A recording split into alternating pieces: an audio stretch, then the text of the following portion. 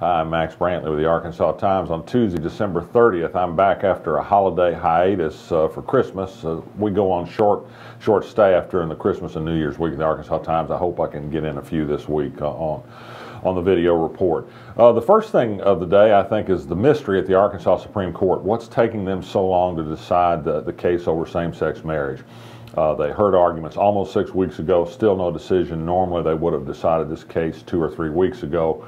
It looks unlikely that the court will decide this case before the end of the year. That means there's going to be a change in court personnel. At least one new judge, Robin Wynn, will replace Donald Corbin in deciding this case. That may mean the case has to be re-argued.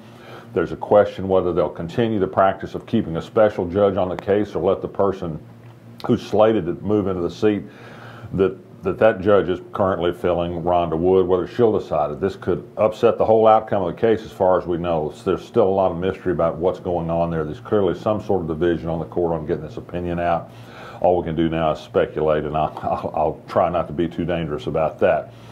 The Independent Citizens Commission that's going to decide whether or not to recommend pay raises for state legislators, state officials, and judges has been meeting. It met today at the state capitol.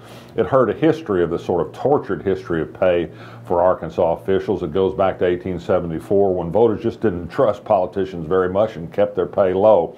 In the years since, that trust has been justified by a number of kind of underhanded ways. The legislators have tried to increase their pay through extra legal means. I think there's some sentiment for increasing pay of legislators and others, but also some sentiment for reining in some expense abuse that's been discovered in recent years. Members of the commission today did talk about wanting to review not only where Arkansas stands against other states, but to consider the whole range of things that enter into politician pay, not just pay, but retirement, government-provided health insurance, other expense payments, and those sorts of things. And of course, those do go into consideration what it takes, what they do receive for their jobs. And then they also want to hear what they take to do their jobs. Some legislators work many more hours than others. Is it a full-time job? Should it be a full-time job? This is going to be on the agenda for them to discuss in the weeks ahead. I have details today on a lawsuit filed over a nativity scene in Baxter County. The problem is not so much the nativity scene, it's that the county judge says he simply will not allow any other display on the county courthouse lawn, including a request for a modest Happy Solstice banner that the humanist group wanted to place there. Since they were denied, they've now filed a lawsuit. I think they'll win this lawsuit before it's over with. Elsewhere in the news today, Pulaski County turned up very high on an interesting list from the Brookings Institute. The 51st highest county in the nation out of more than 3,200 counties in terms of average capital gains.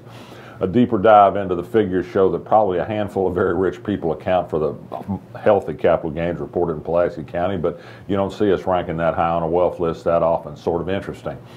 The legislature and the lottery, the finagling and mechanics still go on. The Lottery Commission yesterday extended the contract with Intralot, its online vendor of services. It's a $10 million annual deal.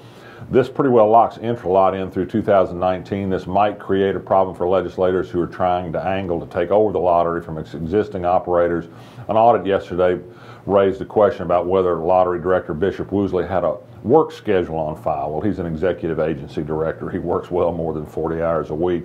This looked to me like a picayunish way to raise questions about an agency they're trying to create problems for.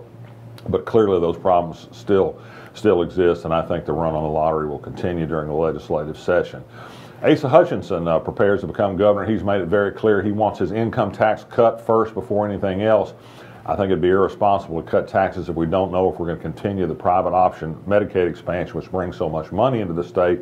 At a minimum, I think Asa Hutchinson needs to declare if he's for continuation of the private option before he asks for a tax cut. His strategy is to get the tax cut in place, and that would make it very hard for Democrats and perhaps even some Republicans to vote against the private option because they know they need the money to pay for the tax cut. Some of the things we missed last week when I was off on vacation was news from the Democrat Gazette on its reporting on the abuse of youth at a Yale County detention facility. The state is going to stop sending children there until it knows the situation has been righted. They're going to replace the director. Really chilling accounts of mistreatment of children there, some not even in custody, in one particularly bad case. Highway bids were delayed last week because there's an uncertainty about the federal money that's going to be available to do it. Stacey Hurst, who lost the race for state representative in Little Rock, got a great consolation prize from Asa Hutchinson. She's going to head the state's Arkansas Heritage Department.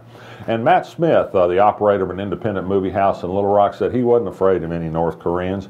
He was happy to take up Sony Pictures on its offer to show The Interview, the controversial comedy send-up on a putative assassination plot on the North Korean dictator that led to all manner of hacking and other controversies.